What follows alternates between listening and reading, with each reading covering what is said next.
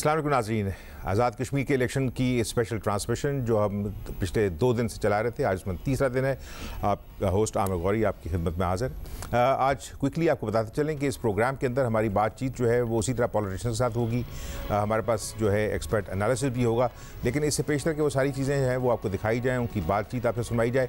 सबसे पहले इस प्रोग्राम का आगाज़ करते हैं भिंबर जो है वहाँ से हमारे पास एक स्पेशल रिपोर्ट है, उसको आप देखिए और उसके बाद आपकी बातचीत और बाकी तमाम जो एलिमेंट्स हैं इस प्रोग्राम के वो लेके आपकी खिदमत में हाजिर।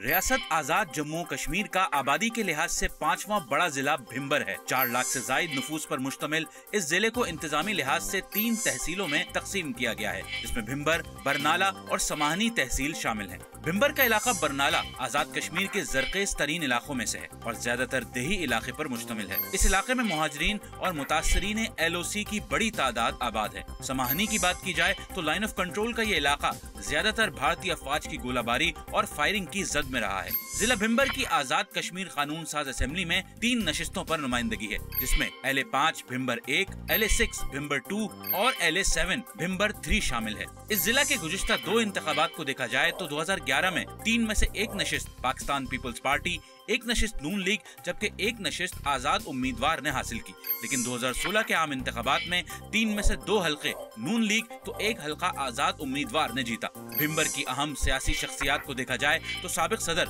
राजा जुल्करनैन, साबिक कायम मुकाम वजीर आजम चौधरी परवेज अशरफ, साबिक स्पीकर असेंबली चौधरी अनवारुल हक, साबिक वजीर तालीम कर्नल वकार अहमद नूर, साबिक वजीर बरकियात और सदर ऑल जम्मू और कश्मीर मुस्लिम कॉन्फ्रेंस मिर्जा मोहम्मद शफीक जराल, साबिक वजीर चौधरी अली शान सोनी और सीनियर वजीर मुस्लिम लीग नून चौधरी तारिक फारूक का ताल्लुक भिंबर से ही है। 25 जुलाई के आम इंतखाबात में इस जिला से 2,87,000 से जायद वोटर्स अपना हक राय दही इस्तेमाल करेंगे। इन वोटर्स में 1,55,000 से जायद मर्द जबकि 1,31,000 से जायद वोटर्स खवातीन हैं।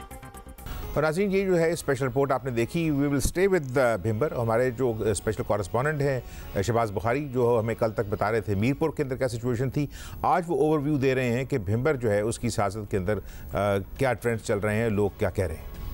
शुक्रिया आमिर गौरी साहब। मैं इस वक्त ज़िला भिंबर में मौजूद हूँ। आज बात कर रहे हैं हल्का LA7 भिंबर शहर की। भिंबर शहर जो है इसकी तारीख़ी अहमियत है। अब यहाँ पर अगर इस शहर की अहम सियासी शख्सियात की बात की जाए तो साबिक सदर जो आज़ाद कश्मीर है राजा जुल्करनैन ख़ान, उनका ताल्लुक़ भी इसी शहर से है, इसी इलाके से है। इसी तरह साबिक वज़ीर जो हैं चौधरी सोहबत अली ख़ान मरहूम, उनका ताल्लुक़ भी इसी इलाके से था। और साबिक मेंबर कश्मीर कौंसल जो चौधरी मोहम्मद यूसुफ साहब मरहूम थे, उनका ताल्लुक़ भी इस इलाके से था। इसी तरह जो मुसल्लह अफ़वाज पाकिस्तान में जो साबिक जर्नैल हैं बहुत से, उनका ताल्लुक़ भी ज़िला मीरपुर से रहा है। अगर इस शहर के मसाइल की बात की जाए तो यहाँ पे भी जो मसाइल पूरे आज़ाद कश्मीर में मोस्टली हैं वो बेरोज़गारी है, लोड शेडिंग है, पीने का साफ़ पानी है, जो राब्ता सड़कें हैं मुख्तलिफ जो छोटे देहात और गाँव, उन सड़कों का भी यहाँ पे लोग गिला करते नज़र आ रहे हैं। अगर इस शहर की मैं आपको सियासी टाकरे की बात करूँ तो यहाँ पे जो 1-on-1 मुकाबला है वो पाकिस्तान मुस्लिम लीग नून के चौधरी तारिक फ़ारूक जो सीनियर वज़ीर भी हैं उनके दरमियान और चौधरी अनवारुल हक जो साबिक स्पीकर कानून साज असम्बली भी रहे हैं, इनके दरमियान जो है ना काफ़ी सख्त मुकाबला है। अब देखें कि लोग जो यहाँ की आवाम है वो जीत का सेहरा किसके सर पे सजाते हैं। जी। और आज ये किस तरह हो सकता है कि इस वक्त हम जो कश्मीर के इलेक्शन की बात करें वो तमाम पाकिस्तान के बड़े सियासतदान जो अपनी कैंपेन लेके वहाँ पहुँचे हुए हैं उनकी आपको बातचीत न सुनवाएं, इसलिए कि क्लेम्स और काउंटर क्लेम्स जो हैं वो बहुत बड़े हैं। पाकिस्तान की सियासत के अंदर जो एक दूसरे को बातें सुनाई जा रही हैं उसी तरह की बातें वहाँ पर भी हो रही हैं, लेकिन वो कुछ बातें हैं वो कश्मीर और कश्मीरी अवाम के बारे में भी कर रहे हैं उस इलेक्शन में। तो वो भी एक आपको जो है आप ओवरव्यू आपको दिखाते हैं कि पाकिस्तान के लीडर जो हैं वो क्या कह रहे हैं। मैं इमरान खान को ये कहना चाहती हूं कि अब चाहे तुम इलेक्शन चोरी करो, अब चाहे तुम डब्बे उठाकर भाग जाओ, अब चाहे तुम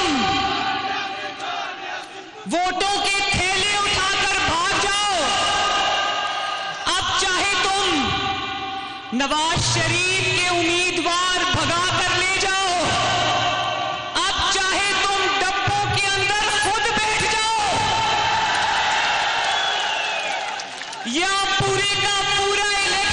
स्पेशली अगवा कर लो। याद रखो, इमरान खान कश्मीर अपना फैसला सुना चुका है। कश्मीर का चप्पा चप्पा अपना फैसला सुना चुका है। और कश्मीर का फैसला क्या है?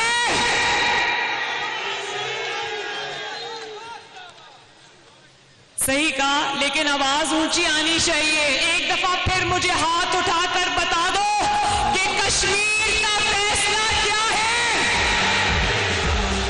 इमरान खान, कान खोलकर सुन लो, यहां आने का तकल्लुफ मत करना, वरना ये कश्मीरी जिस तरह तुम्हारा इस्तकबाल करेंगे, तुम जानते हो मैं इसके बारे में कुछ नहीं कहना चाहती। हजीरा वालों, मुझे पता चला कि आप लोग बहुत पढ़े लिखे लोग हो। मुझे ये पता चला कि यहाँ का जो लिटरेसी रेट है वो बहुत ऊंचा है माशाल्लाह। मैं बड़ी खुश हूँ कि इतने दूर दराज इलाके के इतने पढ़े लिखे लोग हैं। इसलिए जो बात मैं आपसे करने जा रही हूँ उस बात को ध्यान से सुनना, क्योंकि बहुत ज़रूरी बात है।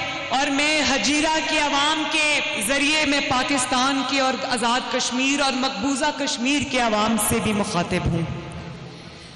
मैं इमरान खान का ये बयान पढ़ रही थी, अपने लोगों को झूठी तसल्ली दे रहा था, कह रहा था कि फिक्र ना करो, मेरे अलावा सिलेक्टर्स के पास कोई चॉइस नहीं है। मैं ये कहना चाहती हूँ कि बड़े शर्म का मुकाम है कि आज तुम्हें अपनी जबान से ये इतराफ करना पड़ रहा है कि तुम अवाम की चॉइस नहीं हो, तुम सिलेक्टर्स की चॉइस हो। तुमने तो खुद बता दिया कि तुम इलेक्शन चोरी करके आए हो, तुम अवाम के वोट से नहीं आए, लेकिन तुमने ये बात करके लोगों को ये बता दिया है कि नवाज शरीफ और इमरान खान में क्या फर्क है। तुम लोगों को ये बता रहे हो कि तुम चॉइस क्यों हो और नवाज शरीफ 2018 में चॉइस क्यों नहीं था। अगर आपको सही से समझ नहीं आ रही तो मैं बता देती हूं, तुम चॉइस इसलिए हो कि तुम सिलेक्टर्स की एक इशारे पर लट्टू की तरह घूमते हो।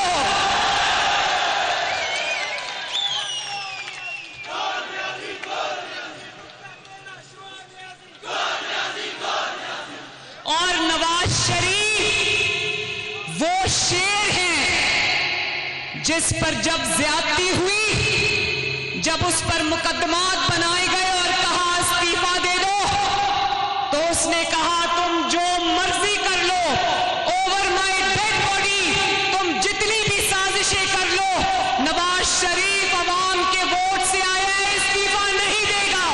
और तुम सिलेक्टेड हो, तुम चॉइस इसलिए हो कि 73 साल में पहली मर्तबा तुम्हारी हुकूमत में भारत को ये जुर्रत हुई कि पेन के एक दस्तखत से उसने कश्मीर को पाकिस्तान की शहरग से काट दिया। मुझे ये बताओ कि क्या नवाज शरीफ अगर वजीर आजम होता तो भारत को इतनी जुर्रत होती? कश्मीरियों, आज हाथ उठा के बता दो।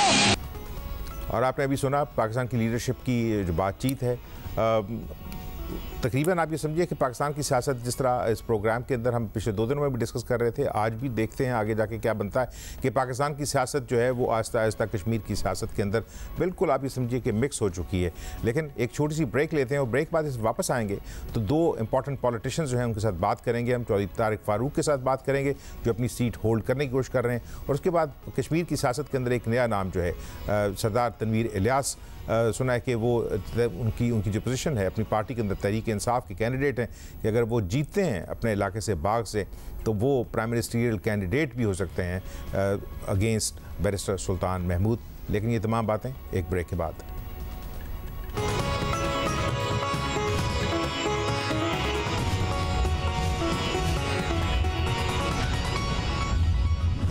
और एक दफ़ा फिर आपको खुशामदीद हमारी जो स्पेशल ट्रांसमिशन आज़ाद कश्मीर के इलेक्शन के बारे में। इस सेगमेंट के अंदर हमारी बात दो सियासतदानों से होगी। सबसे पहले हम बात करेंगे भिंबर 3 से, जो LA7 है लेजिस्लेटिव असेंबली का कश्मीर की, और वहाँ चौधरी तारिक फ़ारूक साहब जो हैं वो हमारे साथ इसमें शरीक हैं। फ़ारूक साहब जो है वो अपनी पोजीशन को होल्ड करने की कोशिश के मुताल्लिक़ जो है वो उनका पाकिस्तान मुस्लिम लीग नवाज़ से है। तारिक साहब बहुत बहुत शुक्रिया, thank you very much for joining अस। आपसे पहला सवाल तो यही है कि इस सीट को आप होल्ड कर पाएंगे? इंशाअल्लाह जी, अल्लाह के फजल करम से हमने इस हल्के में कारकर्दगी दिखाई है, ना सिर्फ इस हल्के में बल्कि पूरे आज़ाद कश्मीर में कॉन्स्टिट्यूशनल अमेंडमेंट्स हों या आज़ाद कश्मीर की हुकूमत को बाख्तियार बनाने की बात हो या सस्टेनेबल डेवलपमेंट की बात हो। इस हवाले से हमारी हुकूमत की कारकर्दगी जो है वो बाकी हुकूमतों के मुकाबले में बहुत बेहतर रही है। और इस हल्का में मैंने पिछले सारे अरसे में इतने काम नहीं हुए जितने काम इस 5 साल के अंदर मैंने इंफ्रास्ट्रक्चर डेवलपमेंट के हवाले से, हॉस्पिटल्स के हवाले से, स्कूल्स के हवाले से, फिर जो लाइवलीहुड है उसको बेहतर बनाने के हवाले से मैंने काम किया है। और यहाँ पे एक टेक्निकल कॉलेज जो अल्लाह के फजल करम से अब मैंने बनाया है, उसको अब लेके आगे चलेंगे। वो CPAC के मंसूबे के तहत बनना था, लेकिन बाद में प्रॉब्लम पैदा हुई, तो अब वो जो है वो आज़ाद कश्मीर हुकूमत अपने अखराजात से वो यहाँ पे बना रही है, जिससे फ़नी तालीम जो है, हुनरमंदी की तालीम जो है वो बच्चों और बच्चियों को हासिल होगी। तो मुझे उम्मीद है कि हमारी कारकर्दगी के बुनियाद के ऊपर इस हल्के के अवाम जो है वो हम पे एतमाद का इज़हार करेंगे। इलेक्शन जो है आपने कहा कारकर्दगी की बेस के ऊपर, पाकिस्तान का इलेक्शन जो है चूँकि अब बहुत क्लोजली नेट हो चुका है आज़ाद कश्मीर की पॉलिटिक्स के साथ, या आप समझिए आज़ाद कश्मीर की पॉलिटिक्स पाकिस्तान के साथ, उन्हीं की पॉलिटिकल पार्टीज़ जो हैं वो अब यहाँ बड़ी पार्टीज़ हैं। तो वहाँ तो तारिक साहब ये चीज़ आर्गूमेंट जो है वो नहीं बिका। वहाँ तो जो कारकर्दगी वाले लोग हैं जिन्होंने कहा कि उन्होंने बड़ा काम किया है, वो तो अब अपोजिशन में है। देखें, ये तो उनकी अपनी सोच और फिक्र है, हर आदमी की अपनी अपनी बात है। लेकिन पाकिस्तान की जो मौजूदा हुकूमत की जो 3 साल कारकर्दगी है वो भी आज़ाद कश्मीर के लोगों के सामने है।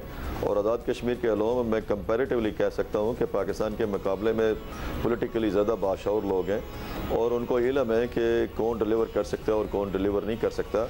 और आज़ाद कश्मीर के अंदर लोगों को हकूक़ दिलाने के हवाले से और लोगों को जो है वो सहूलियात फराहम करने के हवाले से इस हुकूमत का जो रिकॉर्ड है, राजा फारूक हैदर साहब का, मियां नवाज शरीफ साहब की वजह से और फिर शाहिद खाकान अब्बासी साहब के दौर की वजह से हमें भरपूर मौका मिला। और बाद में आने वाली हुकूमत ने भी जो है वो आज़ाद कश्मीर के फ़ंड्स के हवाले से कोई इतनी जो है वो कंजूसी नहीं दिखाई। हमने काम किया और काम हमारा मिसाली रहा, जिसी वजह से वर्ल्ड बैंक ने भी और रशियन डेवलपमेंट बैंक ने भी हमें प्रोजेक्ट्स दिए। तो मैं तो ज़ाती तौर पर समझता हूँ और मेरी जो राय है, सोची समझी राय है कि आज़ाद कश्मीर के अवाम जो है वो इंशाअल्लाह अल्लाह के फजल करम से पाकिस्तान मुस्लिम लीग नून आज़ाद जम्मू कश्मीर के हक़ में फ़ैसला करेंगे। आपकी बात जो है वो आर्गूमेंट से एक मान लेते हैं कि बाशऊर ज़्यादा हैं, उनको जो है पढ़े लिखे भी ज़्यादा हैं, इलेक्शन में हिस्सा भी ज़्यादा लेते हैं, लेकिन फ़ंड्स तो सारे के सारे इस्लामाबाद से आते हैं, तो वहाँ पे तो PTI की हुकूमत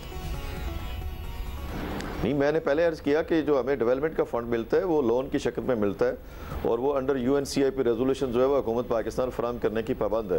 बाकी जो हमारा रेकरिंग एक्सपेंडिचर है यानी नॉर्मल बजट है वो तो हम अब अपने रिसोर्सेज से 13 अमेंडमेंट के बाद हासिल कर रहे हैं। उसमें वाटर यूज़ चार्जेस हैं, उसमें वफाकी टैक्सेस में हिस्सा है, उसमें जो हमारा अपना CBR है वो टैक्स की कलेक्शन करता है और हमारा फॉरेस्ट से, फिर टूरिज़म से और फिर इंडस्ट्री से, इसके अलावा जो मुख्तलिफ हमारे डिपार्टमेंट्स हैं उससे हमारी आमदनी होती है। और अब हम हुकूमत पाकिस्तान के उस लिहाज से जो है फाइनेंशियली डिपेंडेंट नहीं है, बल्कि जब हम आए थे 5 साल पहले तो 22 अरब रुपए का OD लिया हुआ था साबका हुकूमतों ने स्टेट बैंक से। अब हमारी हुकूमत जब आई है तो 10 अरब रुपए की अल्लाह के फजल करम से हमें बचत हुई और उसकी वजह से आज़ाद कश्मीर के अंदर 35% जो है वो हमने मुलाजमीन की तनख्वाहें और पेंशनें जो है वो बढ़ाई हैं, जिसकी वजह से आप देख सकते हैं कि फाइनेंशियल डिसिप्लिन हमने कितना जो है वो एक्वायर किया और कितना उसकी ऊपर पाबंदी की है अल्लाह के फजल करम से। तारक साहब, एक सवाल जो है कि कश्मीर की जो पॉलिटिक्स है उसमें अब कश्मीर का जो इशू है, यानी उसका जो अभी तक स्टेटस है और अनरिजॉल्व स्टेटस है, वो अब कितना बड़ा आप ये समझते हैं कि आर्गूमेंट है, कितना बड़ा पोटेंट एलिमेंट है? क्योंकि इस तरह लगता है कि आहिस्ता आहिस्ता जो आवाम के मसाइल हैं जो आज़ाद कश्मीर के, वो सिग्निफिकेंट होते जाते हैं, वो जो है वो प्रीमिसी लेते जाते हैं। देखें, पाकिस्तान में कभी भी कश्मीर के हवाले से इलेक्शन नहीं हुए। पाकिस्तान की सारी पॉलिटिकल पार्टीज पाकिस्तान में जब इलेक्शन लड़ती हैं तो जैसे हिंदुस्तान करता है वैसे पाकिस्तान में नहीं होता, और पाकिस्तान वाले जो पॉलिटिकल पार्टीज़ हैं वो मसला कश्मीर को अहमियत नहीं देती। लेकिन 5 अगस्त 2019 के बाद जो स्टेटस चेंज हुआ और जो शनाख्त मकबूजा रियासत जम्मू कश्मीर की ख़त्म की गई, और जिस तरीके से जो है वो वहाँ की सूरत हाल है और जिस तरीके से वहाँ के जो कायदीन हैं उनको पाबंद सलासल किया गया, फिर उसके बाद GB का मसला यहाँ पर छेड़ा गया, और उसके बाद जो है वो आज़ाद कश्मीर को सूबा बनाने की बातें की गई, 3 ऑप्शंस की बात की गई। शाह महमूद कुरैशी साहब ने कहा कि मसला कश्मीर का हल मेरी जेब में पड़ा है। ये वो इबाम हैं जो पैदा किए गए हैं, और उसकी वजह से आज़ाद जम्मू कश्मीर के अवाम जो हैं और जो मकबूजा कश्मीर में बसने वाले जो पाकिस्तान के साथ अपनी तकदीर को वाबस्ता करने वाले लोग हैं, उनमें तशवीश पाई जाती है।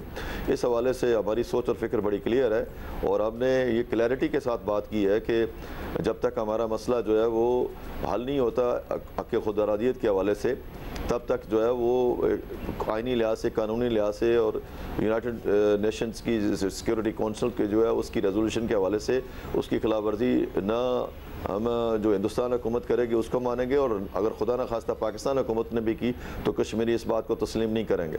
एक क्विक क्वेश्चन इसी इशू के ऊपर कि फिर आप लोगों ने किस तरह एक्सेप्ट किया कि कश्मीर जो है जो UN रेजोल्यूशन के अंदर पूरे का पूरा एक ब्लॉक के तौर पे गया था कि वहाँ पे जो नॉर्दर्न एरियाज़ थे वो गिलगित बल्तिस्तान बने, और अब वो एक और जो है बाकायदा सूबे के तौर पर उसकी अपनी असम्बली है?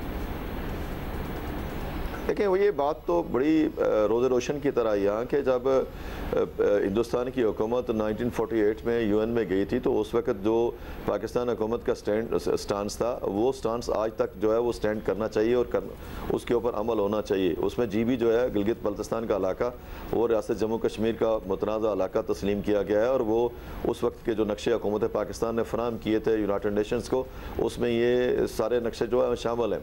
अब जो सूरत हाल तब्दील हुई है किसी इंटरनेशनल प्रेशर की वजह से या हमारी लोकल जो मुश्किलात हैं उसकी वजह से, या पाकिस्तान आहिस्ता आहिस्ता जो दुनिया से कट रहा है बाज़ हुकूमतों की पॉलिसीज़ की वजह से, उसकी वजह से मुश्किलात बढ़ी हैं। लेकिन इसका नज़ला जो है वो रियासत जम्मू कश्मीर के आवाम पे नहीं गिरना चाहिए जिन्होंने अपनी तकदीर जो है वो पाकिस्तान के साथ वाबस्ता कर रखी है।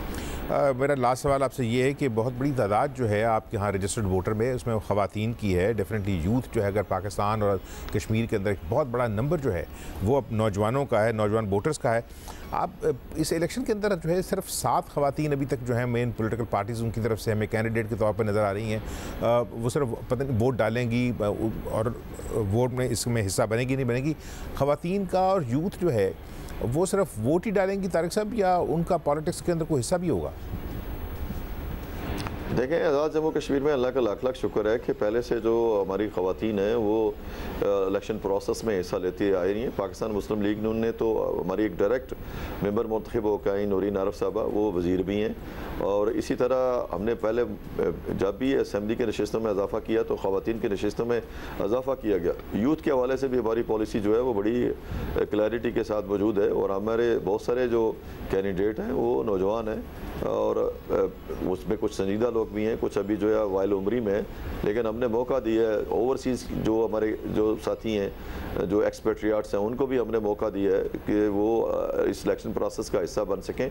तो मुस्लिम लीग नून की जो टिकट्स हैं वो इस हवाले से बहुत बेहतरी के साथ बहुत सोच समझ के वेल थॉट जो हैं वो दिए गए हैं। मुझे उम्मीद है कि ये जो हमारी कावश है, कोशिश है, इसको आज़ाद कश्मीर के यूथ और ख़वातीन जो हैं, जो 51% हैं आज़ाद कश्मीर की आबादी का, वो इसके मुताबिक काम करेंगे। लेकिन एक बात मैं ज़रूर क्लियर करना चाहता हूँ कि हमारी जो सोसाइटी है, शुक्र अल्हम्दुलिल्लाह कि यहाँ पे कोई इस तरह के मामलात नहीं हैं जो पाकिस्तान के दूसरे इलाकों में। यहाँ पे मजहबी हम आहंगी बहुत है।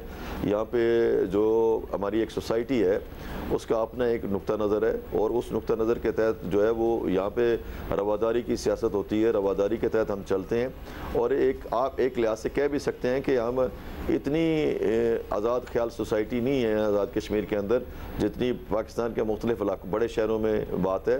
लेकिन इसके बावजूद ख़वातीन की बहुत बड़ी तादाद जो है वो मुख्तलिफ सियासी जमातों में, सिर्फ मुस्लिम लीग नून में नहीं बल्कि मुख्तलिफ सियासी जमातों में किरदार अदा कर रही है। मुझे क्विकली जो है जाते जाते 30 सेकंड में ये भी बताते चलें कि पाकिस्तानी जो बाहर बैठे हुए हैं स्पेशली इंग्लैंड के अंदर, वो बहुत ज़्यादा तादाद के अंदर इलेक्शन में हिस्सा लेने आते थे और इस दफ़ा कोविड की वजह से नहीं आ सके।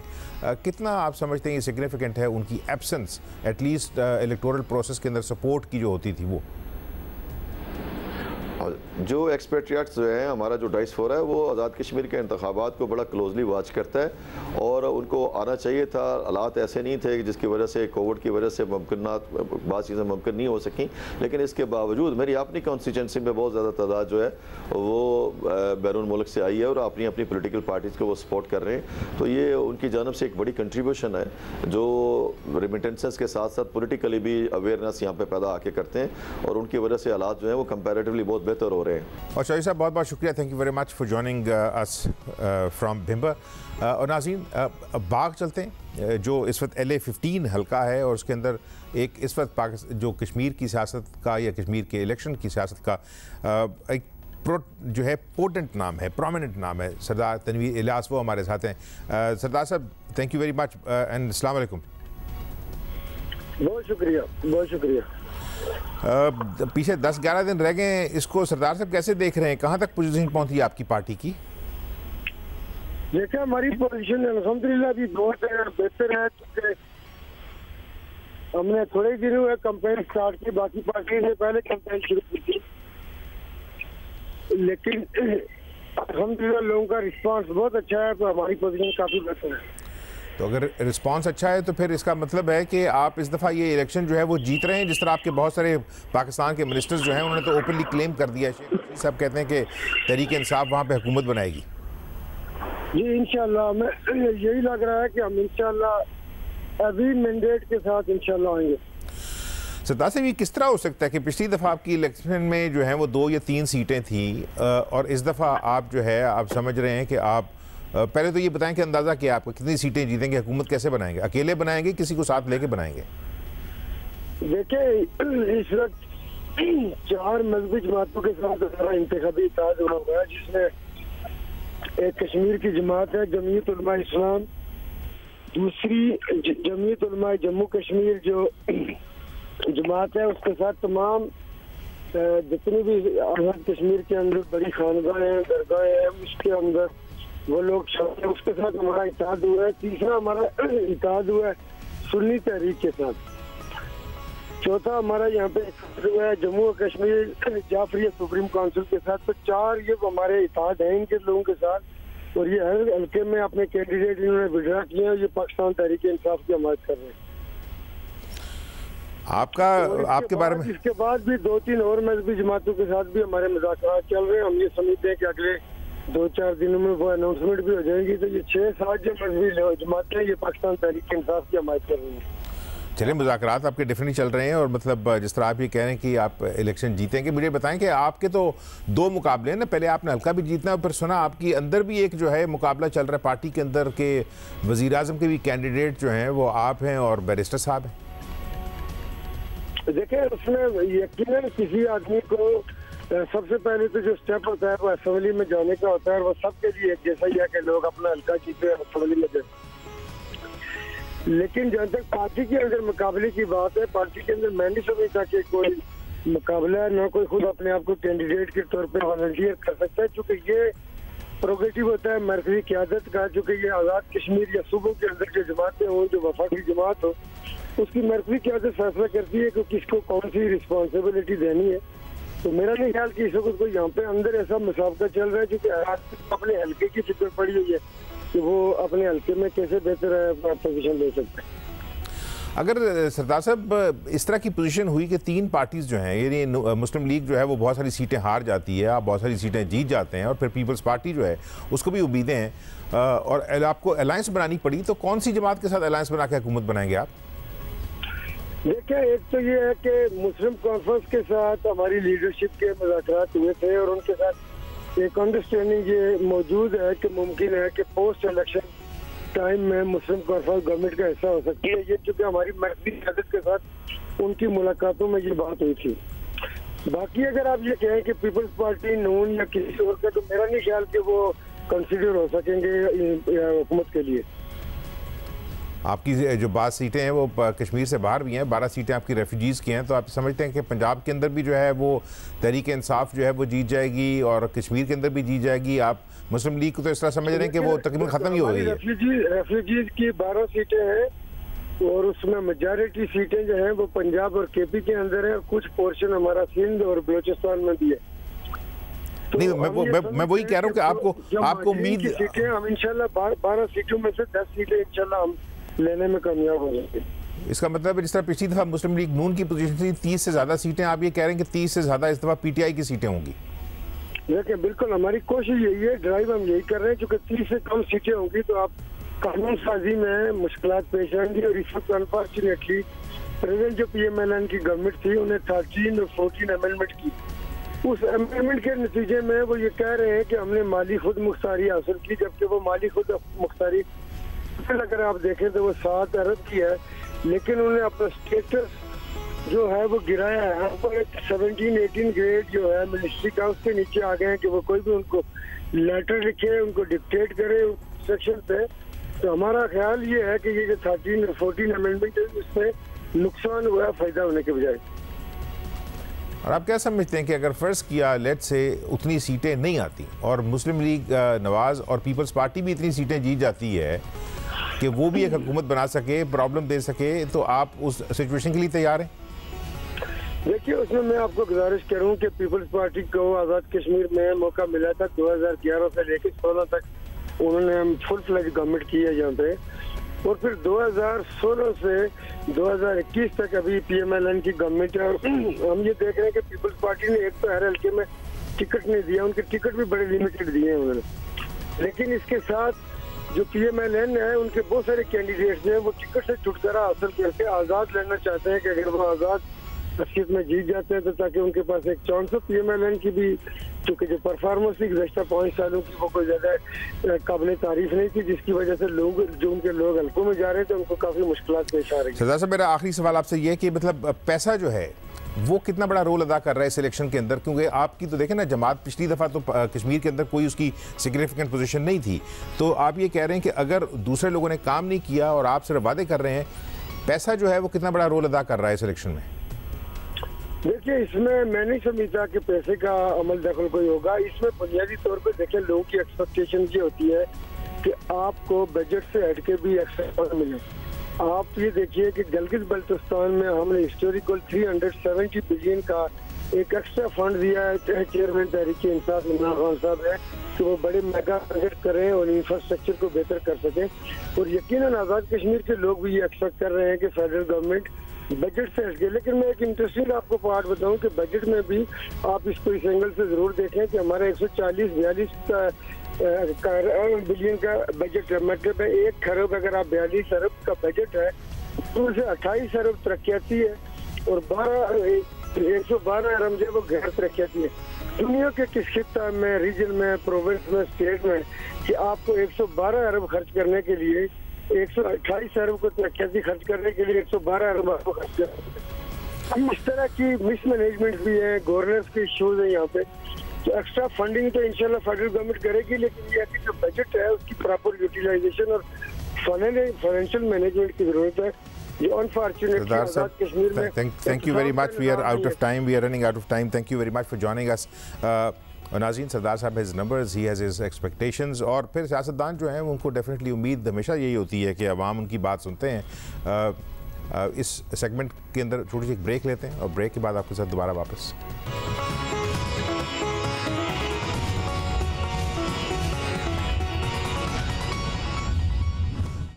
और जी प्रोग्राम के तीसरे हिस्से में आपको दोबारा खुशामदीद। और इसके अंदर इस सेगमेंट में इससे पेशतर कि हम सुहेल वड़ाई साहब से बात करें, जो मेरे ख्याल में इस वजह से नहीं कि वो मेरे साथ हैं, पाकिस्तान के अंदर जब भी इलेक्शन होता है तो I have found him the most potent commentator. उनकी जो ग्रिप है पाकिस्तान की सियासत के ऊपर, बरादरी की सियासत के ऊपर और हल्कों की सियासत के ऊपर, वो सबसे ज़बरदस्त है। और ये कोई मैं सिफारशी बात नहीं कर रहा, सुहेल कहीं हंसने लगे, मेरे पुराने क्लास फेलो भी हैं। लेकिन आपके साथ जो प्रोग्राम देख रहे हैं, हमारी जो रिक्वेस्ट है वो ये है कि जिस वक्त आप हमें जो चीज़ें भेजते हैं, चाहे वो हमें कनाडा से आ रही हैं, इंग्लैंड से आ रही हैं, तो जो कमेंट हैं वो आमतौर पर क्रिटिकल हैं, लेकिन हमें क्रिटिकल कमेंट से कोई प्रॉब्लम नहीं है। बाद ऐसी चीज़ें भी आपने पूछी हैं अमेरिका से और कनाडा से, वो हम और इंग्लैंड से भी, वो हम सुहेल साहब से भी पूछेंगे चूँकि वो पॉलिटिकल क्वेश्चन है। आप हमारे से रब्ता कर सकते हैं 00923172484709 के ऊपर अपने जो कमेंट्स हैं, और उसके साथ अगर आपके जहन में कोई क्वेश्चंस हैं, अभी मतलब we still actually have almost 10-11 days to go. और ट्विटर के ऊपर जो हमारे ट्विटर हैंडल हैं वो @आमिर और @Geo News उर्दू हैं। सुहेल, बहुत बहुत शुक्रिया, थैंक यू वेरी मच हमें ज्वाइन करने के लिए। मेरा सवाल आपसे पहले है कि अब कश्मीर का जो इलेक्शन है वो अब किसी ज़माने में जो 2 पार्टी सिस्टम होता था या 2 पार्टी कॉन्टेस्ट, वो नहीं रहा। पाकिस्तान की जो मेन स्ट्रीम पॉलिटिकल पार्टीज़ हैं अब उन्हीं के दरमियान मुकाबला है, और उनकी जो एक जमात होती थी मुस्लिम कॉन्फ्रेंस, वो ऑलमोस्ट रेलीगेट हो गई है इनटू नियर ओब्लिवियन। जी बिल्कुल सही आप कह रहे हैं कि पहले आम तौर पर आज़ाद कश्मीर का इलेक्शन पाकिस्तान से थोड़ा सा मुख्तलिफ होता था। वहाँ के लोकल एलिमेंट्स ज़्यादा इम्पॉर्टेंट होते थे, लोकल पार्टीज़ ज़्यादा इम्पॉर्टेंट होती थी। लेकिन वक्त के साथ साथ एक तो कश्मीर पाकिस्तान के धारे में इस तरह से शामिल हो गया है कि वहाँ की जो लोकल सियासी पार्टियाँ थी वो रेलीगेट हो गई या वो मादूम हो गई या 1-2 हल्के तक महदूद हो गई। पहले वहाँ पे ब्रिगेडियर हयात की पार्टी थी, सरदार क़यूम की पार्टी थी, सरदार सिकंदर हयात की पार्टी थी, ये सारी पार्टियाँ होती थी और मुख्तलिफ लोग इसको लीड करते थे। किसी ज़माने में लिबरेशन लीग भी होती थी, किसी ज़माने में बैरिस्टर सुल्तान महमूद के वालिद की भी एक अलग पार्टी थी। ये सारी पार्टियाँ थी, लेकिन अब आहिस्ता आहिस्ता वो जो पाकिस्तान का कौमी धारा है तकरीबन उसके मुताबिक ही वहाँ भी पार्टियाँ हो गई हैं। मुस्लिम कॉन्फ्रेंस रह गई है चंद हल्कों तक महदूद, वगरना PTI, मुस्लिम लीग और पीपल्स पार्टी, यही वहाँ पे भी इलेक्शन में नज़र आ रहा है। और वही क्वेश्चंस भी नज़र आ रहे हैं जो पाकिस्तान में उठाए जाते हैं, वही नारे भी हैं, वही गालियाँ भी हैं, वही माहौल भी है। पहले आज़ाद कश्मीर का थोड़ा सा माहौल मुख्तलिफ होता था, इस दफ़ा तो बिल्कुल ऐसे लगा जैसे पाकिस्तान का इलेक्शन हो रहा है। और ये जो आपने एलिमेंट किया है लास्ट में कि इस तरह लगता है कि पाकिस्तान ही का इलेक्शन है, क्या इसका इम्पैक्ट जो कश्मीर का सवाल था, जो कश्मीर का इशू है अभी तक, उस पर भी इम्पैक्ट होगा, या इस तरह लगता है कि आहिस्ता आहिस्ता हम हो सकता है कि कश्मीर का जो फाइनल सोल्यूशन है उसकी तरफ ही बढ़ रहे हों, उसकी इंडिकेशंस नज़र आ रही हैं इसमें? जी मेरा ये ख्याल है कि देखें एक कल्चरल इंटरेक्शन बहुत बड़ा है कश्मीर के साथ।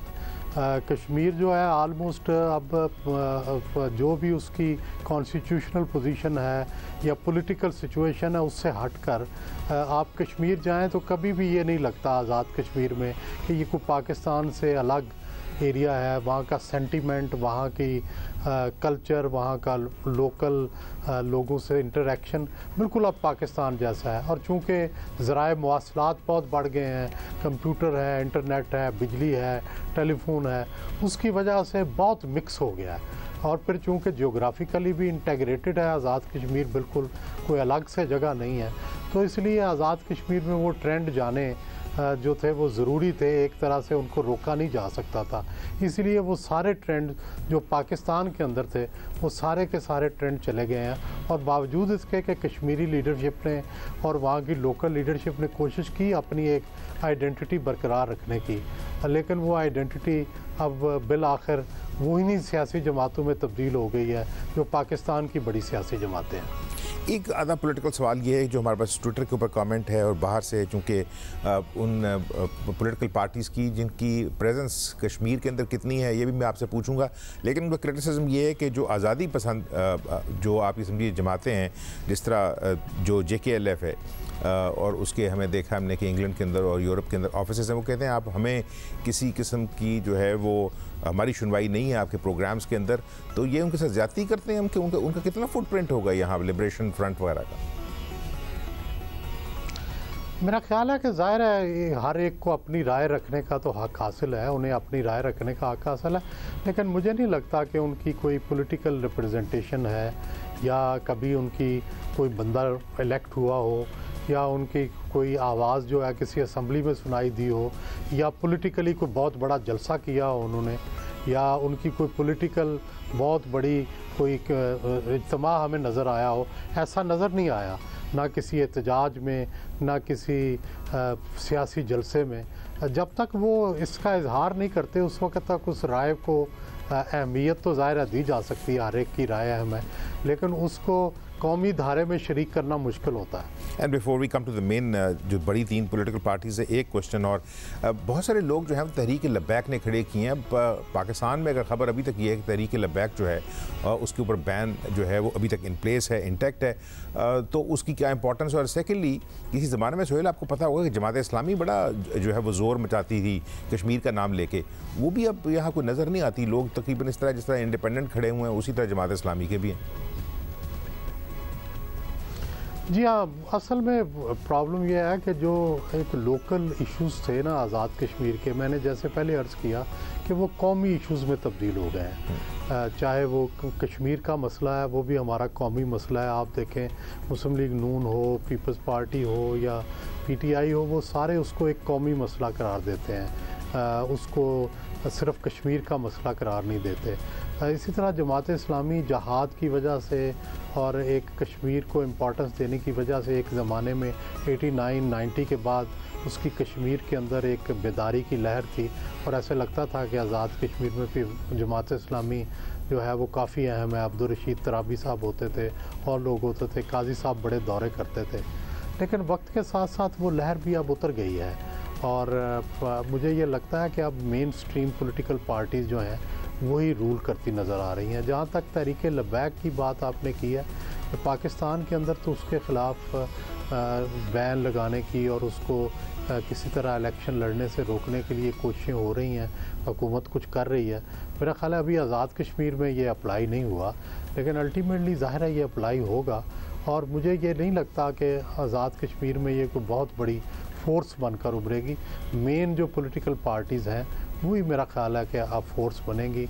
अब ये जो एक मिलिटेंट ऑर्गेनाइजेशन थी उनका मुस्तकबिल मेरा ख्याल है कि पहले से ज़रा कमज़ोर हुआ है। और जैसे आपने कहा कि मेन पॉलिटिकल पार्टीज़ तो जो सबसे बड़ा सवाल है, और नॉर्मली अगर कश्मीर की पॉलिटिक्स को देखें कि the biggest question which underpins politics in Kashmir, वो ये है कि जो गवर्नमेंट इस्लामाबाद में होती है वही आमतौर पर मुजफ्फराबाद की हुकूमत बनती है। तो PTI जो है, जो पिछली दफ़ा उसकी 2-3 सीटें थी, अब ये किस तरह मुमकिन है सुहेल कि वो डिमोलिश कर दे मुस्लिम लीग नवाज़ को, और कैसे करेगी, उसके क्या एलिमेंट्स होंगे जो कि पिछली दफ़ा बहुत ज़्यादा ओवरवेलमिंग पोजीशन के अंदर गवर्नमेंट के अंदर थी? आमिर गौरी साहब, ये बड़ी दिलचस्प बात है। कहते हैं ना कि वोटर बड़ा सियाना होता है, तो वोटर बड़ा सियाना होता है, उसको पता है कि फ़ंड्स कहाँ से आने हैं, उसको पता है कि फ़ेडरल गवर्नमेंट जो है अगर उसके मुखालिफ हमने हुकूमत बनाई तो वो हुकूमत चल नहीं सकेगी, उसको ना फंडिंग मिलेगी ना उसके साथ ताउन होगा। तो इसलिए आम तौर पर हमने देखा है, पिछले 4 इलेक्शन आप देख लें कि जिसकी यहाँ इस्लामाबाद में हुकूमत होती है, मुजफ्फराबाद में भी वही बिलाखिर हुकूमत बनाता है। और आप ये देखें कि फिर आज़ाद कश्मीर के इलेक्शन में ट्रिक भी है। 12 जो सीटें हैं तकरीबन वो महाजरीन की सीटें हैं और तकरीबन 20 बिल वास्ता तौर पर 33 बराए रास्त हैं, 20 बिल वास्ता इस तरह से सीटें जो हैं वो इलेक्ट होती हैं। तो इसके मेकनिज़म में बहुत चांस है फेडरल गवर्नमेंट को प्ले करने का और फेडरल गवर्नमेंट के हक़ में रिज़ल्ट आने का। तो जिससे ज़ाहिर है फ़ायदा उठाती है फेडरल गवर्नमेंट और फेडरल गवर्नमेंट की पार्टियाँ। जिसे आपने कहा एक बड़ी ट्रिकी सिचुएशन है सुहेल, अगर फ़र्ज़ किया आप देखें 3 साल PTI की हुकूमत इस्लामाबाद में पूरे कर चुकी है, तो अगर जो इलेक्शन है उसके अंदर आप सिर्फ कुछ % चांस रख लें कि इमरान खान साहब की हुकूमत जो है उसको टफ कंपटीशन होता है इस्लामाबाद में और वह हुकूमत वहाँ नहीं रहती, हम सिर्फ गेस वर्क कर रहे हैं, तो इसका मतलब है कि जो कश्मीर है और उसके साथ जो पुराना नॉर्दर्न एरियाज़ थे और गिलगित बल्तिस्तान, वहाँ भी नई हुकूमत बनी है, तो ये तो 3 साल हुकूमतें चलेंगी, उस हुकूमत के बाद भी अगर वो इस्लामाबाद में ना रही तो फिर वो जो एलिमेंट है कि जनाब फंड्स मिलने हैं या नहीं मिलने, ये बड़ा अजीबोगरीब सा जुआ नहीं हो जाएगा? ये आमतौर पर जुआ लोग खेलते हैं, वो देखते हैं कि 2 साल तो हैं, 2 साल में तो पहले फ़ायदा उठाएं। और दूसरा ये होता है कि देखिए नून लीग की हुकूमत रह चुकी है, बार बार लोग एक पार्टी को भी वोट नहीं देते, आमतौर पर तजर्बा करते हैं, नई पार्टी का वोट देते हैं। पीटीआई अभी तक बरसरे इक़्तिदार नहीं आई आज़ाद कश्मीर में, इससे पहले नून लीग भी रह चुकी है, पीपल्स पार्टी भी रह चुकी है। पाकिस्तान में भी यही तजर्बा हुआ कि पीटीआई को मौका दिया गया। तो मुझे लगता है कि पीटीआई इस वजह से भी कि एक नया तजर्बा होगा, फेडरल गवर्नमेंट होगी, इस वजह से भी उसका रुझान जो है वो हो सकता है कश्मीर में ज़्यादा हो। और बैरिस्टर सुल्तान महमूद जो बड़े अरसे तक बड़े कोना मश्क वहाँ पे सियासतदान रहे हैं, वो अब पीटीआई को लीड कर रहे हैं, तो वो अपना सारा जो उनका एक्सपीरियंस है और जितनी उनकी बरादरी का जोर है उसको लेके पीटीआई को अब इस दफ़ा पहली दफ़ा स्ट्रॉन्ग इलेक्शन लड़ेंगे। पिछली दफ़ा तो वो कहते थे मुझे तो 6 महीने हुए थे अभी, तो मेरा ख्याल है उनका एलिमेंट जो है वो आप समझते हैं कोई रोल अदा करेगा? जी, बैरिस्टर अब तो बड़े कोना मश्क हो गए हैं, प्राइम मिनिस्टर रह चुके हैं, पीपल्स पार्टी में रह चुके हैं, मुस्लिम लीग नून की सपोर्ट ले चुके हैं, अब ज़ाहिर है तहरीक इंसाफ के साथ हैं। और लेकिन ज़ाहिर है उनको भी आराम से बैठने नहीं दिया जा रहा। उनके मुकाबले में सरदार तनवीर इलियास जो हैं वो भी प्राइम मिनिस्टर के कैंडिडेट हैं और बैरिस्टर सुल्तान महमूद भी कैंडिडेट हैं। अब देखें तहरीक इंसाफ किसके लिए कुराए फाल जो है वो निकालती है प्राइम मिनिस्टर के तौर पर। आपका बहुत बहुत शुक्रिया, थैंक यू वेरी मच। और नाज़रीन, आज के प्रोग्राम का यहाँ पे वक्त जो है वो ख़त्म होता है। कल मज़ीद जो कैंडिडेट्स हैं उनके साथ भी बात होगी, कल आपको पैकेजेस भी दिखाएंगे और ये भी कि जो सिचुएशन पाकिस्तानी एक्सपैट कम्युनिटी की है वहाँ से उसके साथ भी, और उनके साथ जो है ये सवालात होंगे कि क्या उनकी क्या फीलिंग है पाकिस्तान के अंदर। इमरान खान जो हैं वो चाहते हैं कि बाहर के पाकिस्तानी बैठे हुए उनको वोट का हक दिया जाए, तो क्या अगर ये जो कोविड जैसी सिचुएशन है जिसमें वो यहाँ नहीं आ सके, would they like to be part of Pakistan electoral process and Kashmir electoral process? आज इजाज़त दीजिए, खुदा हाफिज़।